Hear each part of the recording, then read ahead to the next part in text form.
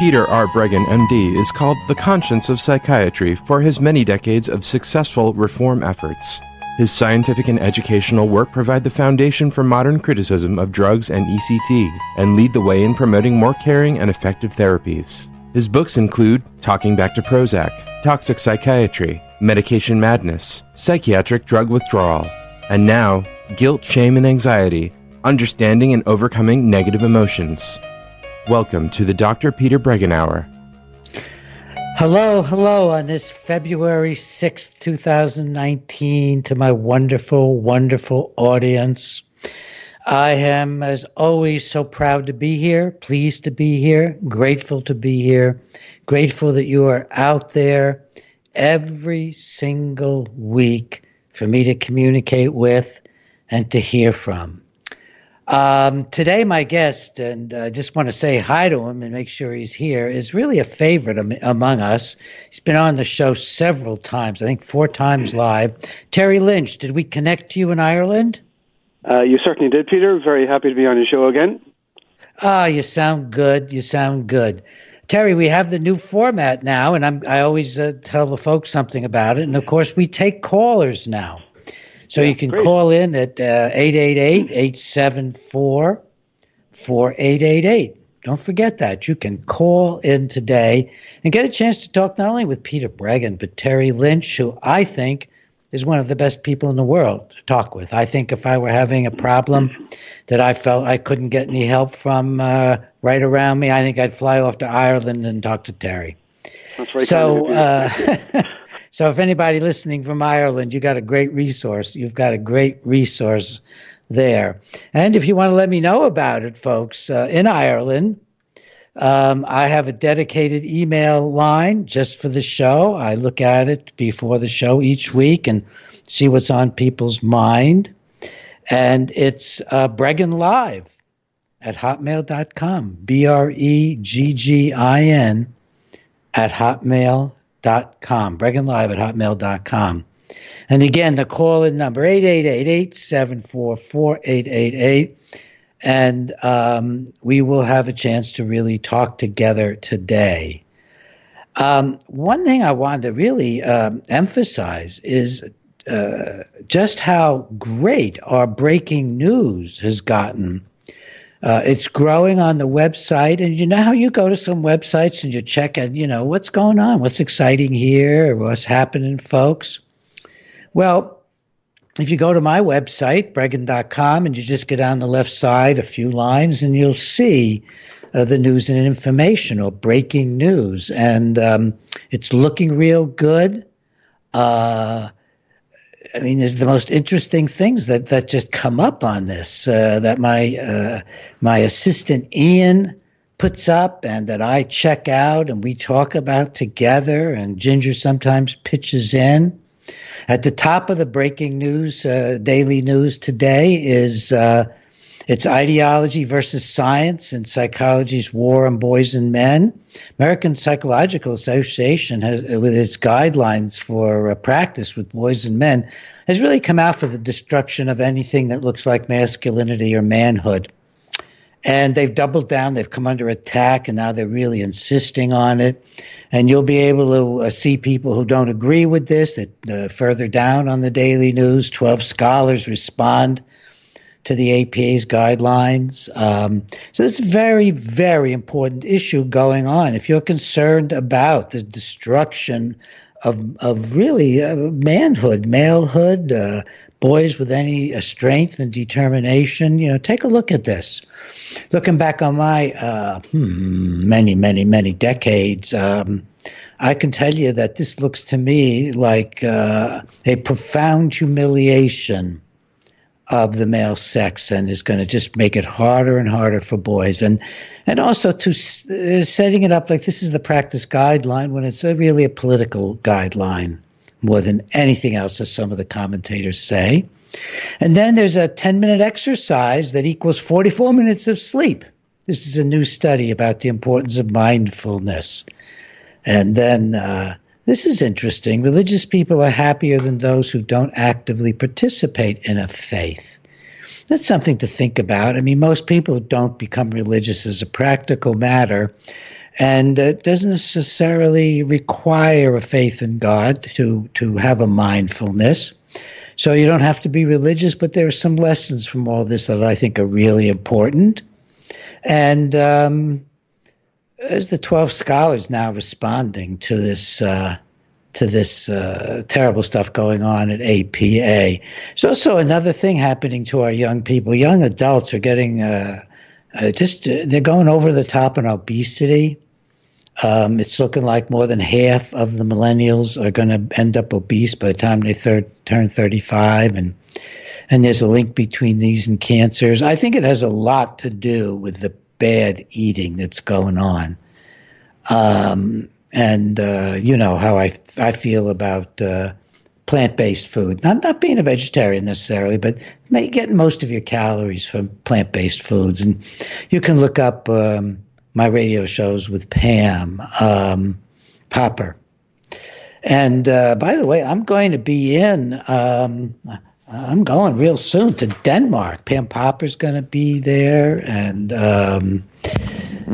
Bob Whitaker, and it's a conference by Peter Goertzel. And you can find it on my website under where Peter Breggin's going to be. It's on the right-hand side as you go down the stuff. And I'll be there on the 9th, of Saturday, March 9th. So just think about moseying on over to Copenhagen and having a lovely time and seeing some fabulous speakers, all in defense of scientific freedom. It's the conference on scientific freedom, and Peter, at my urging, has established, is working on and building an institute for scientific freedom in response to all the attacks on him.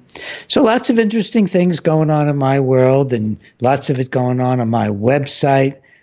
And again, you can call into this show at 888-874-4888. And we have an archives at Breggin.com. So I guess it's enough to tell you all about and review with you today to get you more and more involved with all the stuff we're trying to do. Now, Terry Lynch. Hi, Terry, again. You probably didn't know all the stuff we're doing now. Well, I know you're doing an awful lot of stuff, Peter, but some of that I wasn't familiar with. Yeah, it's great. Well, Terry's just an amazing person. When he talks, I always feel like it sounds so much about how I think and feel, and at times I'm just learning from hearing what I think and feel, just getting pushed a little more clearly. And Terry's from Ireland. He was a general practitioner, and of course most GPs are seeing psychiatric patients a lot of the time. And Terry just lost faith in the medical approach, and he started looking around for better things to do. And he got some psychotherapy training, and he is a medical doc, but he really is a practicing psychotherapy. And it's interesting, another good person, great person in Ireland, who is a psychiatrist, Pat Breggin, just wrote wonderful stuff about Terry's books and his work, and says he has contributed enormously to the mental health community in Ireland over the last number of years. And his books have done very well. They've gotten a lot of recognition.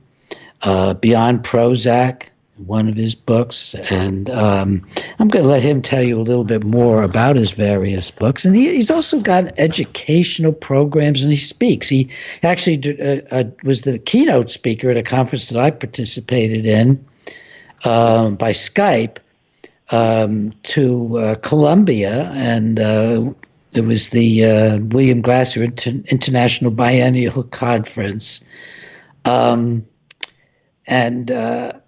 He's just doing things, wherever he can. So, involve him in the stuff you're doing. And maybe we'll get a little chance to talk about a new organization that he and I and a few others are involved in. But what I'd like to do is just say, get Terry now.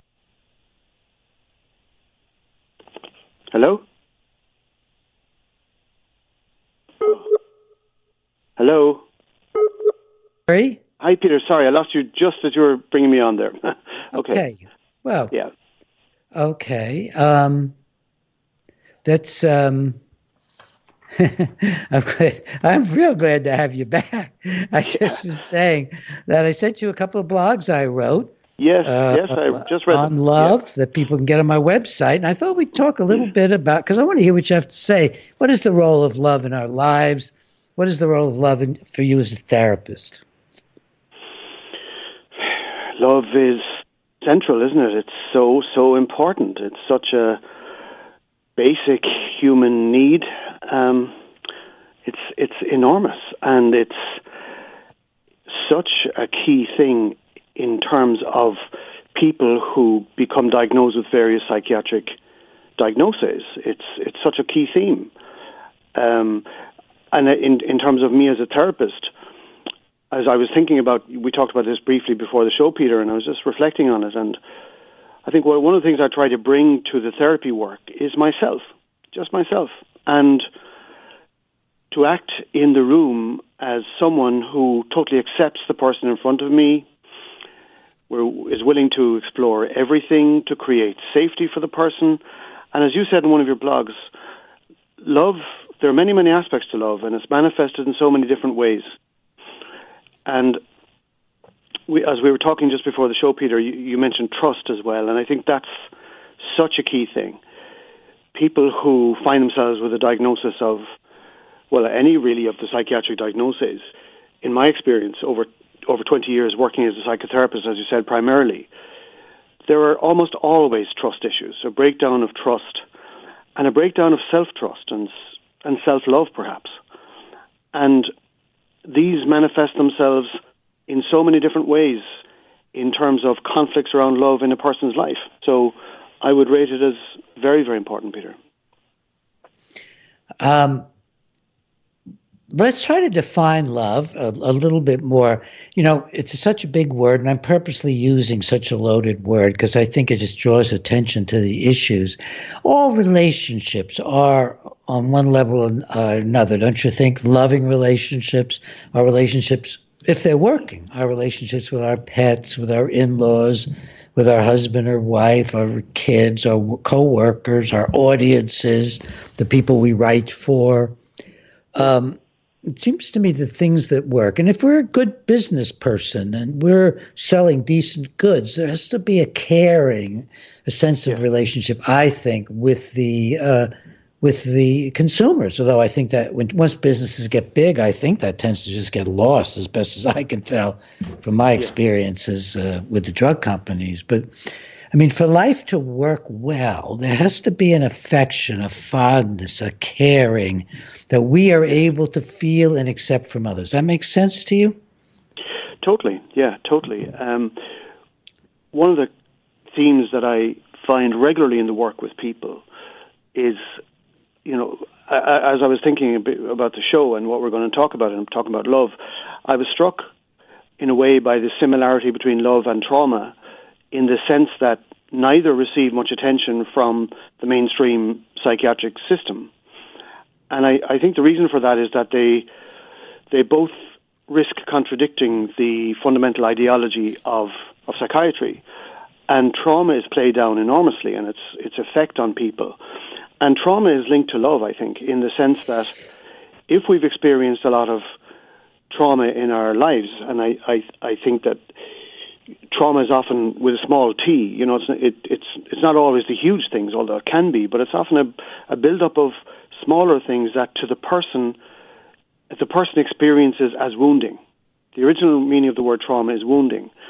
And people I have worked with over the years with diagnoses, say, of schizophrenia, personality disorder, bipolar disorder, often depression, their degree of wounding is such that they lose trust in themselves, and they lose trust in a lot of things, including love. And so it seems to me that many of us, you touched on that yourself in that lovely piece about your love story with Ginger, how scared you were initially. And I think so much of how we go about living has to do with our sense of self, how I perceive myself, how you perceive yourself. And a person who receives a diagnosis of schizophrenia personality disorder and many of the other diagnoses, it seems, in my experience, their sense of self is so wounded that they've lost trust in so many different things that the idea of loving becomes maybe quadruply more terrifying than it was for you that time. And it's a real conflict, because another thing that strikes me quite often is what I call the hierarchy of needs, and I'm not specifically referring to Maslow here. It's just all of us have what we would consider a hierarchy of needs, all of us, and we tend to meet the need that we find, that we decide is most important to us. And I could have two needs that are quite high on my list, but they might be conflicting. They might contradict each other. So on the one hand, I might feel a real need to love and be loved, and that might be my second most highest need. But I might have a higher need due to having experienced a lot of wounding in my life, and that need might be to protect myself, to keep myself safe, to minimize my risk-taking. And if that's a huge issue for me, I am likely to choose safety as I see it. And I'm likely to choose to avoid relationships, or to, often if I find myself in relationships, they may be quite difficult because I'm bringing so much of my own wounding and defense mechanisms and mind reading, etc. There's so much at stake for me. There's so much at stake in relationships that, on the one hand, as you said, there's such potential to heal. But if I feel very wounded and my sense of self is greatly reduced, then I may be preoccupied with the risks they have for me, if that makes sense. Oh, my God, yeah. And it's not really a conscious risk-benefit ratio usually. It's, I mean, in my experience, like when I met Ginger, I just lost rationality and got so scared, as I write about in the blog, that I just never saw her again. I mean, I think God put us together 10 years later and said, here, folks, and had us meet under the most unusual circumstances. And, I very quickly now knew better and immediately told her I still loved her after 10 years later, after just spending 4 platonic days with her. So it just reaches deep down into, I think, even early abandonment issues that we can't even remember. Yes. Things that happened to us in childhood. I think that certainly was partly my experience. Yes. So that if you feel like if you love with all your heart, you're going to lose all your heart. Yes. How's that for a terrifying statement? And not only, I think a person who has been very wounded in their life, not only might they fear losing all of their heart, but they may fear total annihilation in that risk. And that's a terrifying prospect. So I think that's partly why people who many people are given a psychiatric diagnosis, as I said earlier, either don't enter relationships or can have very conflictual relationships, because unless I think I have a relatively strong sense of myself, it's very difficult to risk putting my heart on a plate and my life on a plate for someone else when I doubt so much. So, I'm just thinking of a client I was working with recently who would have had huge self-doubt and a huge sense of loss of self. And in terms of relationships, and again, coming back to what you said about love in the therapy room, I could see that he needed a lot of reassurance, and also a lot of reality checking. People who've been very wounded, often I find anyway, that one of their main defense mechanisms, Peter, is mind reading. Trying to read situations, trying to read people, trying to read what they're thinking. And I think that's often a compensation for feeling helpless and powerless, trying to anticipate what might be coming down the tracks. And often people, I think, get that quite wrong. They're projecting their own fears, their own deep, deep fears onto a situation. And I often find that gentle reality checking in a very gentle way can help people realize that perhaps risking in terms of love is safer than they had thought.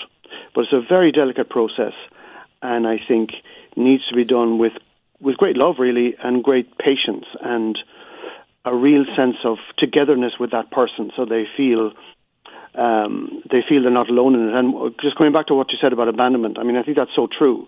One of the things I try to work with people is, again, in terms of their relationship with themselves, that they work deliberately and consciously on always being there for themselves. That one person who will never abandon them is themselves. And by cultivating bit by bit more trust in their relationship with themselves, then many people find it a little less risky in terms of annihilation, to actually step into that uncertain world of relating, if that makes sense.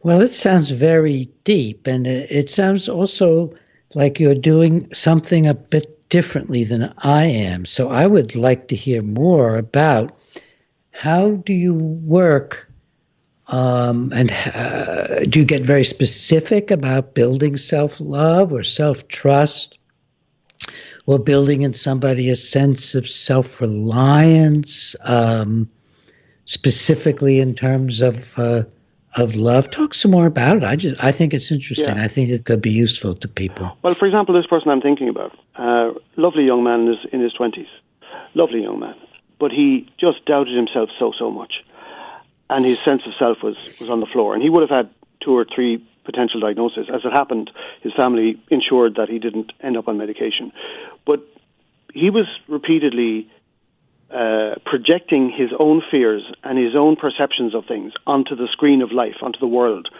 and feeling he was getting feedback from people. From he might be in a place and somebody he might know as an acquaintance wouldn't salute him, and then he'd spend hours agonizing over why he didn't do it and coming up with all sorts of scenarios. So I would just gently work with him and say, well, okay, what do you know for sure? Kind of a reality check. What do you know for sure? And the only thing he would know in that situation is if the person didn't salute them. And there could be 50 reasons for that. And bit by bit, as we did this kind of work, he began to realize that, he was actually projecting his own fears onto the world. And then he was able to work on making little changes and basing his conclusions on what was actually there rather than what he was projecting onto the screen of life. And then we began to look at the situation, say, with girls and how all that worked out. And he had terror around love and relationships. And so I suppose one of the things I would do in that situation is do my best to lower the stakes. Because when a person has lost their sense of self greatly, the very idea of meeting someone in a romantic sense is overpoweringly terrifying. I mean, you mentioned it yourself, Peter, but I think people whose sense of self is a lot lower maybe than yours was then would experience it exponentially compared to what you did. And so I worked with this person to just say, look, see it as a project, see it as a medium-term project, take the heat out of it, just go with kind of almost no expectations and just see where it goes. And bit by bit, this person realized that by dipping his toe into the water, he was likable, and he's now in a relationship, something that he would not have anticipated possible 6 months ago. And he's still experiencing a lot of fear, but we're addressing the fears as they come up, and that's bit by bit forming a much more solid base. And then I suppose one of the things I do, Peter, is I try to look at things that are likely then that he will actually see materialize within his life. So he was able to see that a lot of the things we talked about actually manifested in his conversation, say, and that helped him believe in them, if you know what I mean. So I tend to approach things in quite a practical sense. And as you say, love is such a fundamental need. I mean, this person, for example, has grown enormously through both feeling more sure of himself and confident about himself, and knowing that he's now in a relationship, fearful and all as that is for him. And as I keep saying to him, if it ends tomorrow, it's been a wonderful success.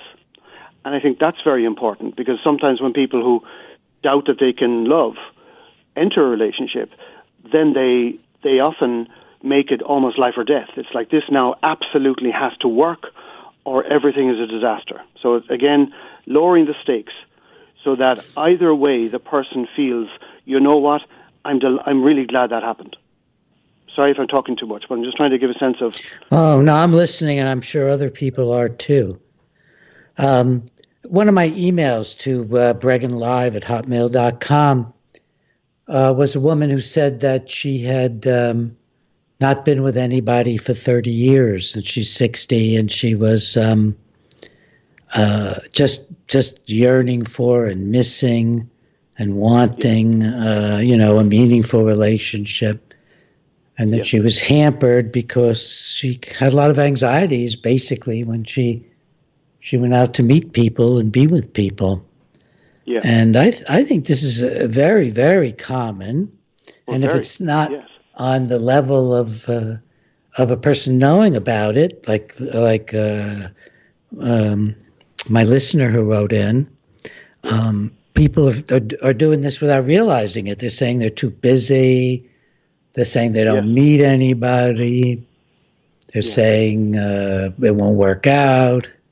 And they're not dealing with that. Actually, it's just really scary because I've been hurt a lot. And I don't have the confidence, that important emphasis you're putting on. I don't have the confidence. I don't have the sense I could get through another loss. I don't have the sense that somebody really would accept me. And if that listener would like to call in, it's 888-874.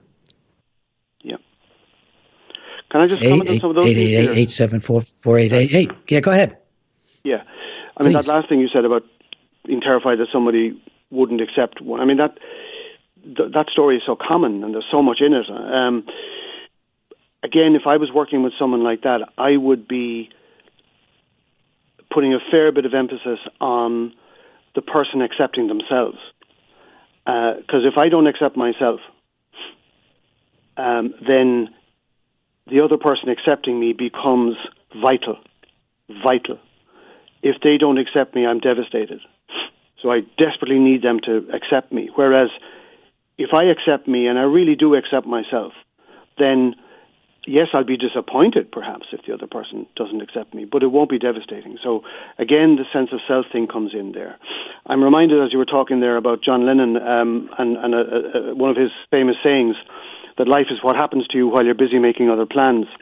And I think quite often we get caught up in so many things in life that we give our time to. And I think sometimes, perhaps subconsciously, perhaps consciously to some degree, but I think often subconsciously, there's a sense of almost a deliberate avoidance of the things that frighten us, and we preoccupy ourselves with the things that we feel safe with. I suppose one of the criticisms I would have of the mental health, of psychiatry's approach to mental health, is the vagueness of the language.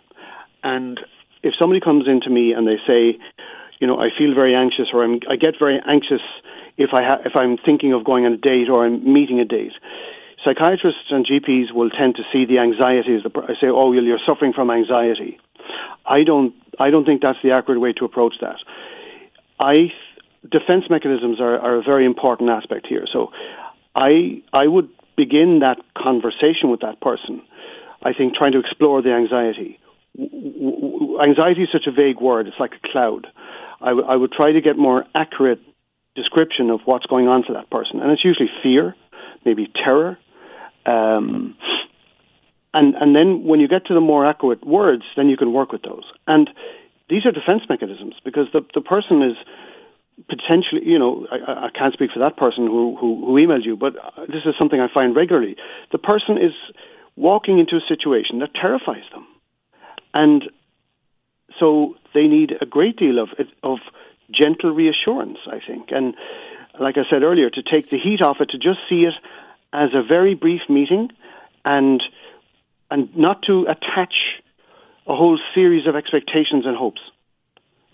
Sometimes we do that, Peter. We attach huge amounts of importance to something that the situation can't deliver. So we're almost inevitably going to be disappointed. So that tempts us then to resort, I suppose, to the commonest defense mechanism of all, which is avoidance, and just avoiding such situations altogether. And then again, of course, I think as that person was hinting at, if we, and I actually mentioned this idea in Beyond Prozac, if we are habitually avoiding some of some of our more basic needs, like love, then we are building up grief. We're building up loss inside us. And as we get older, I think that grief and loss accumulates and is more likely to manifest itself. And another thing that happens too, of course, Peter, is that we're not familiar with the processes involved in engaging with people in terms of developing relationships. So we don't develop the confidence that comes with practice and with doing. If that makes sense. Yeah, it all makes a great deal of sense.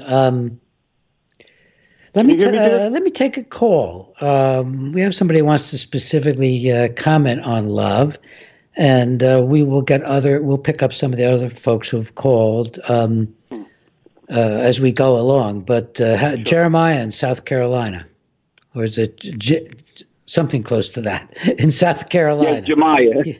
Yeah, Jemiah. Hi, Jemiah. Hey, how you doing, Dr. Breggin? But just want to make a comment on Dr. Terry's on his philosophy. I agree 100% with it. That the basis of my work is somewhat similar to his. I'm on the other end of psychotherapy in the coaching field, and I believe that every quote unquote emotional disorder or psychological disorder is a disruption in authenticity and purpose and love and connection. And if we can get those two lined up, authenticity and purpose, then we can help the love and connection phase, and they go hand in hand. Because 9 times out of 10, the love and connection phase, it was some type of quote-unquote trauma at an early stage in life that later led to a disconnection in authenticity and purpose. So I agree 100% that love is basically saying, hey, I'm committed 100% to your growth and development. So, yeah, great work, guys. Mm-hmm. Talk about authenticity and purpose. Yeah.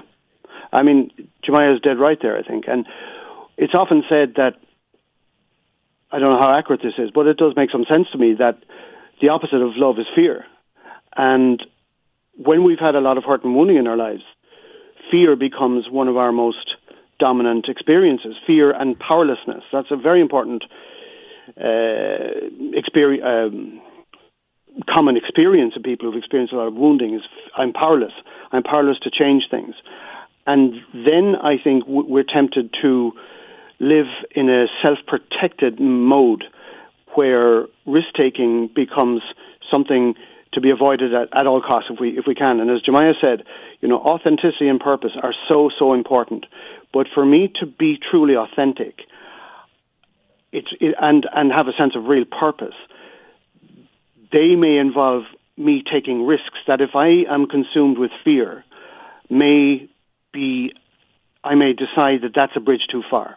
So again, in the therapy work, I would very much work with both of those things, authenticity, and I suppose encouraging the person to try to differentiate.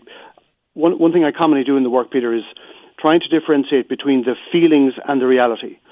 The feelings the feelings of fear, the feelings of powerlessness, the feelings of unsafety. That's a really important one. Unsafety. I feel unsafe. The feelings are valid.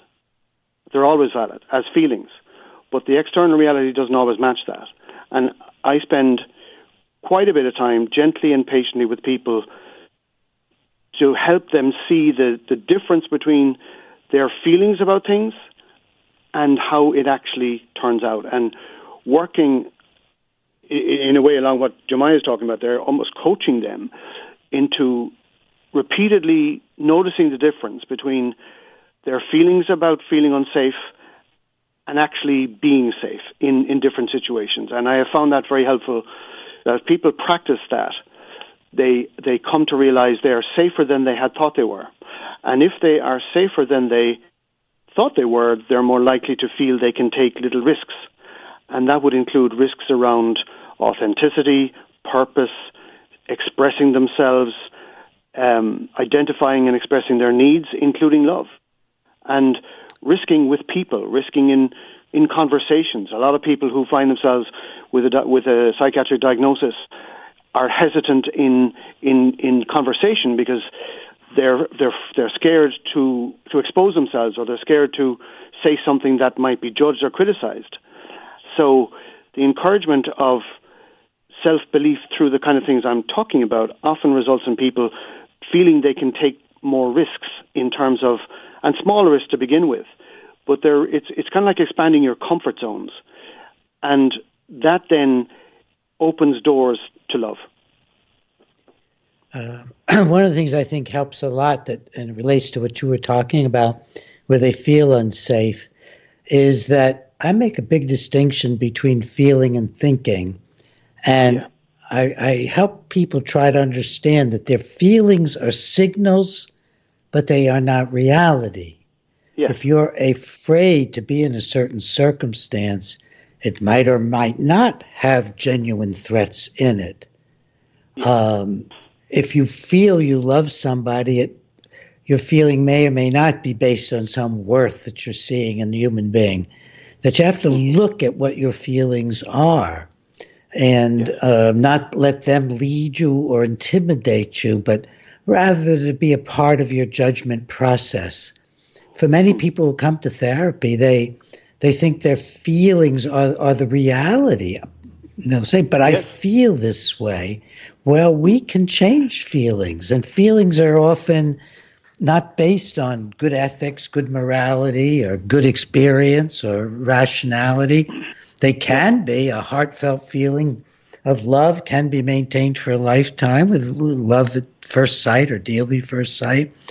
Or it can be one more infatuation. It can be very difficult to tell.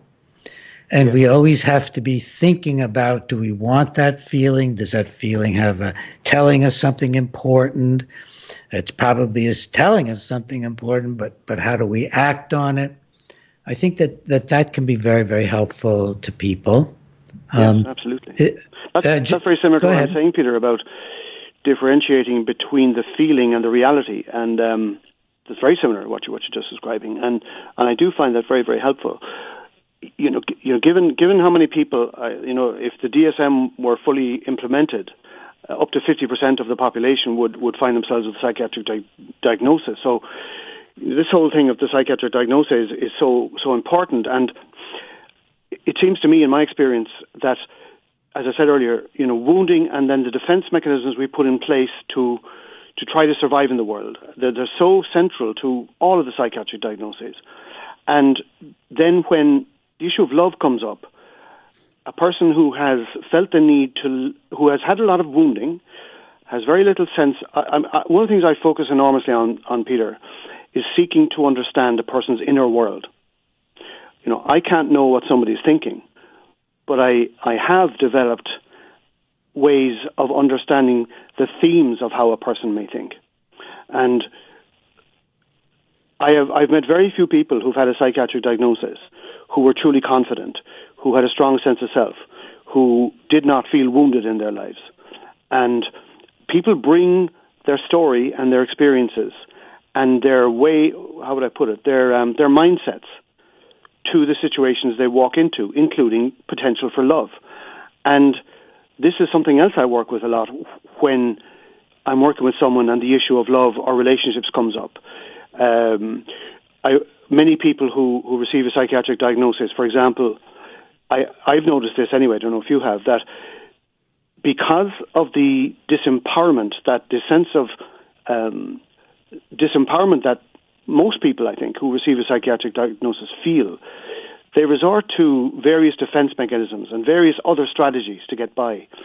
And one of them is what we might call fantasy creating or painting stories, narratives in their mind about how things might work out. And I regularly find that people then bring that to the potential for love. And that can cause havoc in the developing relationship. So mindfulness, for example, in the sense of a lived mindfulness, helping that person to stay in the present as much as possible and just see it for what it is today. So if I meet someone and I like them today or tomorrow, I need to remember what it is, which is I've just met the person. Whereas many people, I think, who have been very wounded and who have found the whole thing of risking a relationship very difficult and overwhelming, often start writing a story in there because they do that with a lot of things because this is one of their ways of coping with the world. And their longing for love may be so great, for example, that they may feel after one or two meetings, oh my God, this is the person, we're going to get married. I've seen this many times. And then that can end up creating so much anxiety that the relationship can't be sustained. So I think reality and reality checking and just helping the person see what it is now and that's okay for now, and that you're building something, but not to jump 25 steps ahead of what it is, if that makes sense. And that's what I mean by mindfulness here. Staying mindful of what it is and what the situation needs and what I need, rather than jumping into, my longings, perhaps my longings tempting me to see this as way beyond what it is. I've seen that many times, and almost always the relationship is ruined by the hope, almost, the hope and the longing. The person is so hungry and in need of that love that unfortunately that can sabotage it. Yes. Did I just lose you? No, you didn't. I heard a beep. Good. No, you didn't lose me. I heard a little bleeping there. Yeah, me too. We're talking with Dr. Terry Lynch from Ireland, and it's so good to just have this somewhat cross-cultural. We're pretty much the same culture, Ireland and the U.S. in so many ways, and probably more than a lot of other countries. Do you think that, Terry? I think in Ireland, I feel like, we have a lot that we share. And, of course, there's such huge Irish influence here and probably a fair amount of American influence in Ireland. Oh, hugely. I think Ireland has a great love for America, and most Irish people have relatives in America or extended family in America, and a lot of Americans. I mean, millions of Americans have, call themselves Irish or have Irish heritage. So Ireland has been a friend of America for a long, long time. I can still remember when I was 4 or 5. I remember the day John F. Kennedy was shot, and I remember I lived with my grandmother at the time, and she just exploded into tears. And so there's a huge love in Ireland for America. Yeah. Well, let's spread that around the world. Hopefully. I wanted to just check with Jemiah, who is still online, and maybe has a parting thought, and then I want to go to another caller. Jemiah, you have any parting thoughts on all this? Just exactly what you and Dr. Terry are talking about, that when engaging in any type of psychotherapy work or your work, like you were saying, empathy has to be our superpowers, and sitting beside the table and, showing a person, you are valuable. You are not your past. And just really building a deep, authentic connection to help them see the value in themselves, and having that, self-compassion, be able to love themselves, then at some point give that to others. Jemiah, you identify yourself as a coach. Now, you have a private practice? Yes. Yes, I have a private practice, and I do it all around the country, but I'm based in the southeast region of the United States. I'm in a little city in Greenville, South Carolina, in between Atlanta, Georgia, and Charlotte, North Carolina. But, yes, I do a lot of coaching. Most of my work has been with professionals who are suffering from unfulfillment and are on psychiatric anxiety pills. And so what I do, from studying your book, I'm now, able to wean them off, help them get off of the anxiety pills. But the main way I do with my coaching is more so from an empathetic standpoint, is helping them to have an awareness of their purpose and who they are, and then having the power to being able to choose how they want to feel and how they want to move forward. And once they get those two in place, now they're able to healthily give themselves to higher purposes and to higher relationships. But it always starts with that self-awareness piece that Dr. Terry was talking about. Yeah. Well, thank you for calling, and thank you for reading Psychiatric Drug Withdrawal. Is that the book you've got? Yes, sir. Absolutely. I got about 5 notebooks of notes on it. Oh, my Lord. You know, and again, folks, I think I had to say this a week or two ago. If a call is set up, if I know the caller, I will tell you. And we just keep getting these wonderful calls, and so many folks have benefited from listening to the show or reading my books, and it's one of the really heartwarming aspects of this work and of this radio show in particular. I want to go to Raj in Virginia. We're going to switch a little, but I think not so much as maybe even Raj thinks. Are you there, Raj? Raj in Virginia? Not there? I've never had a connection not be there, so I'll try to figure out what's going on. My engineers are just calling in that we've lost him. Peter, can I just say something there? I'm looking at one of your blogs, and there's a sentence there that is just so accurate. And I guess this is really what I'm drawn to.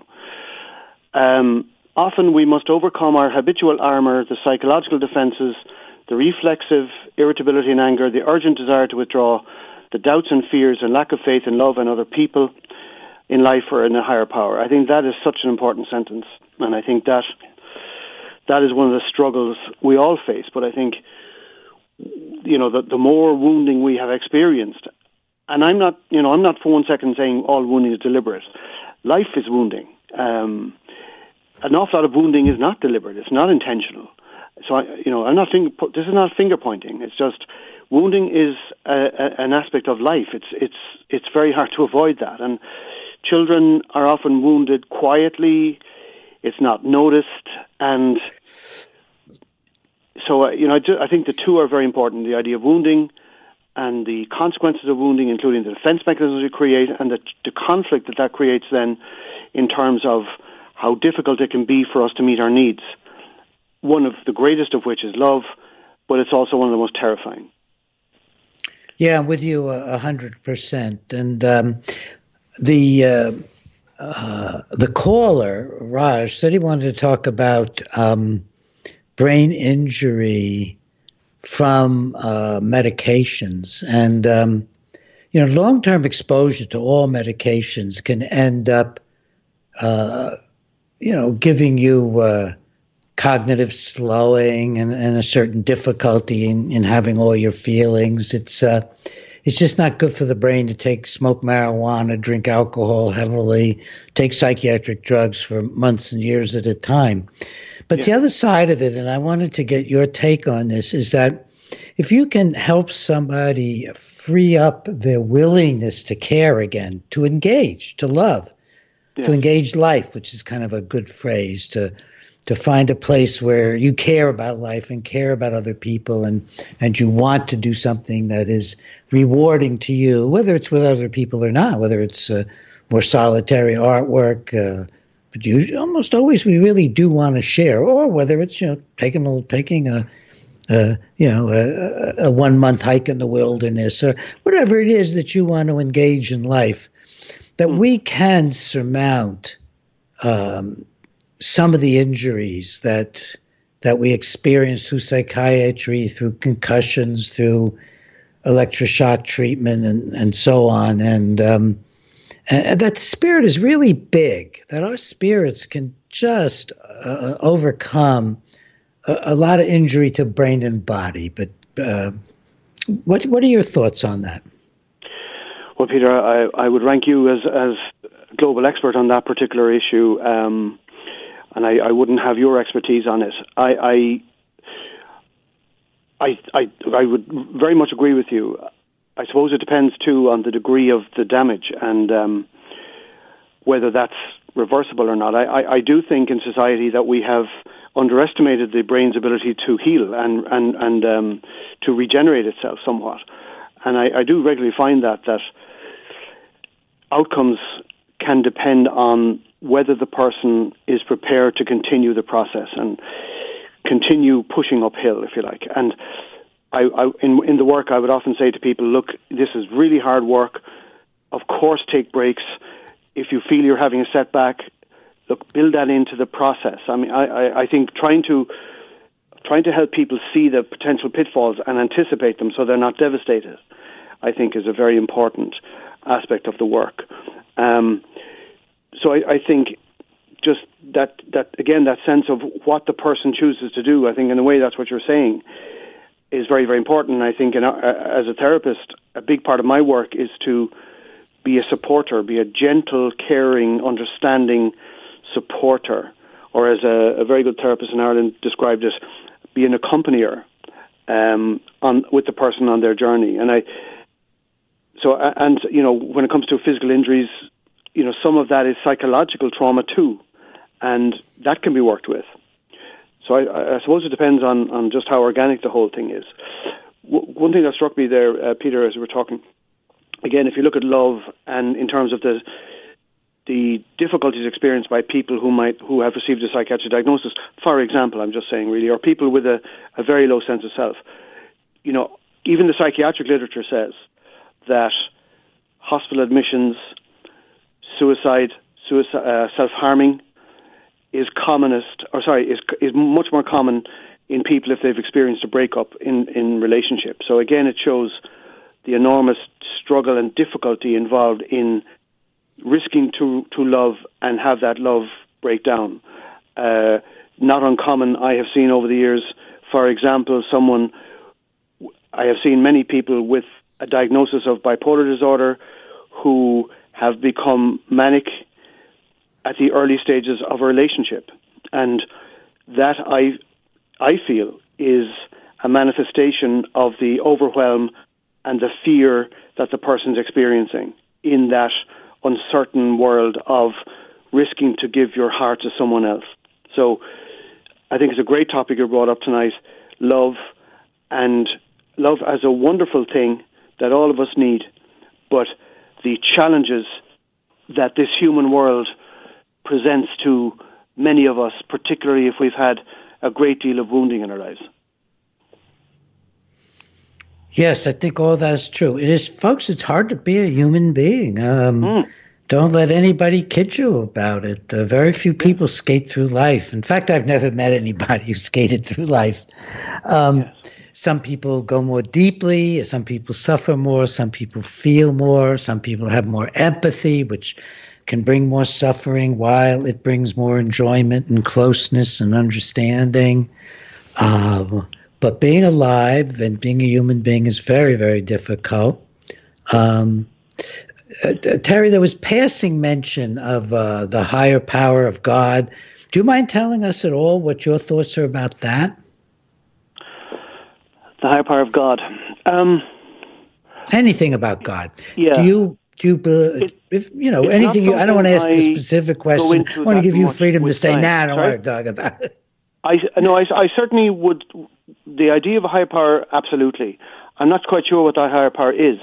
And I'm conscious in the work that my feelings might not coincide with the person I'm with. So I will often attune to where that person in front of me is in relation to God or to a higher power. I mean, quite often in the work, I keep it simple enough, really, and it depends. If it's something that the person in front of me is prioritizing, then I will go with that quite often. But I suppose I in terms of spirituality in the work, I tend to focus on the human spirit and the potential of the individual that they're not connecting with. But as I said, if that seems like a direction that has meaning for the person, then that I feel can be quite fruitful. But in the work, I tend to focus on the spirit in front of me, if you know what I mean, the human being, the human spirit, and their immense potential and their, if you like, their godliness, really, as a manifestation of God. If that makes sense. That would, and I would always have, and I would express this many, many times, a real sense of reverence for the person in front of me. And I always start in the work, and I say this many, many times to clients. I say, there's a rightness to everything. There's a rightness to what you're doing here.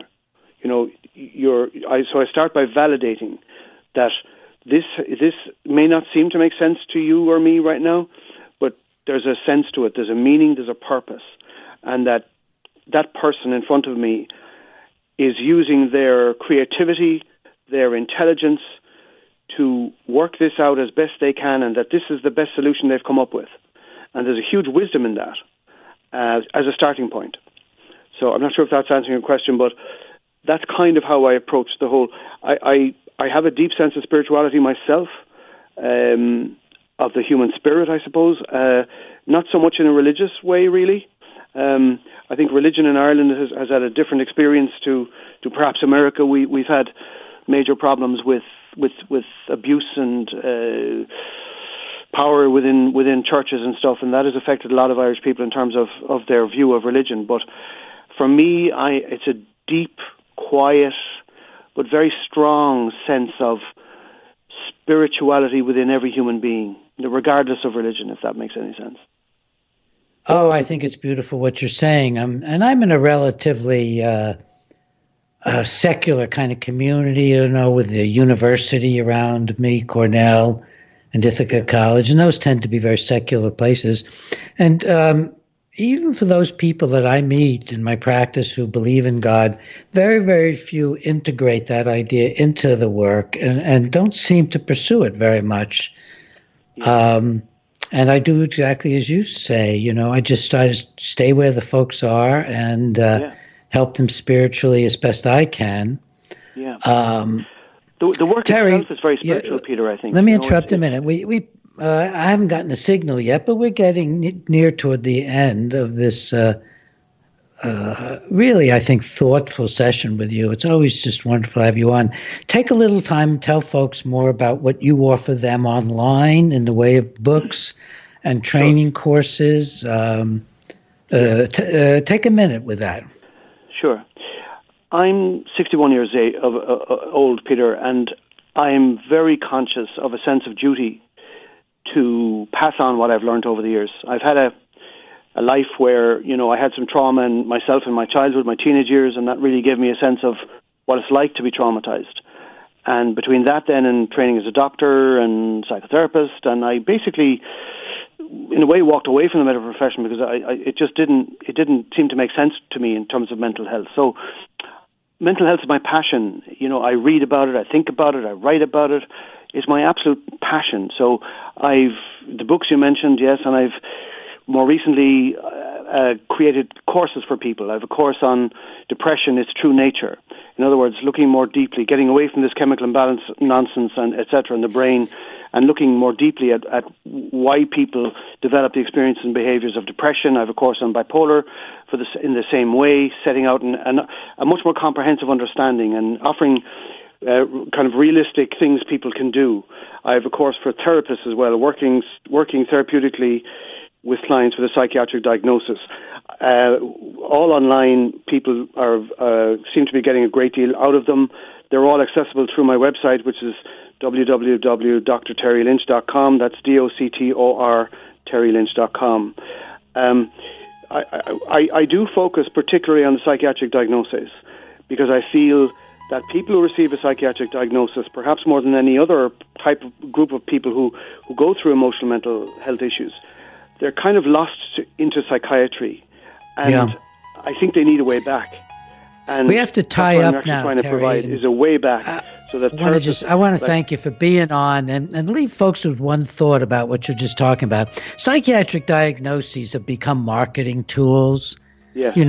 They're selling points. Bipolar disorder is so common because the drug companies have been selling it. And the reason they sell bipolar disorder as a diagnosis is A, their drugs are causing it, especially the antidepressants and stimulants. And B, if they can diagnose somebody's bipolar, you can give them any drug you want. That's what they think. In fact, the drugs aren't good for folks. Hey, Terry, thank you. Lovely as usual. Bye-bye. Thanks very much. Bye-bye.